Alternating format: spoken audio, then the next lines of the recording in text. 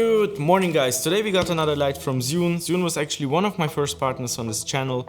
We started with the M22C RGB light, then I have tested the X60 RGB, which was also very tiny but very powerful. And now we got the G200, which I have tested on my last project and I do really love this light. So let's see what's inside this box. The light comes in this nice looking case, which is well made and protects the light while traveling. Inside the box we got a reflector, the controlling unit with the light itself and some paperwork on the top. The build quality is amazing. The body is made of premium quality plastic, which reminds me of my Sony FX6 a bit, and the mounting hinge, which needs to hold some weight, is made of solid metal. I have tested it with a big softbox since I was curious whether it would hold the weight, but they have designed the arm with some locking teeth which prevent the light from getting loose. By the way, this light is also equipped with a standard Bowens mount, giving you the option to use all the light modifiers from different brands.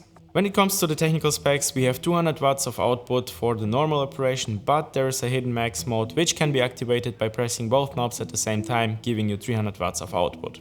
The light temperature can also be adjusted between 27 and 6500 Kelvin with the color rendering index of 95, giving you the most accurate colors and the best skin tones. And if you want to control this light wirelessly, you can connect it with the ZHIYUN app via Bluetooth. And since this light is so powerful, ZHIYUN equipped it with two big cooling fans to prevent this light from overheating. One is in the light itself and one is in the controller. I've tested mine in full power max mode and my fans were running like crazy and I was able to record my audio without any problems because they are so quiet, and I think that's quite impressive for a light in this size. The only things we could ask for the perfect G200 would be a V-mount option since there is some space in the back of the controller, but also a removable cable between the controller and the light itself, since it can get damaged if you use it a lot. Beside of that, it's an amazing light and I think I'm gonna use it for my new YouTube studio which I am building at the moment. So if you enjoyed this one, give me a thumbs up, and if you wanna see more of my content and my new studio, subscribe to my channel. I would love to see you in my next one.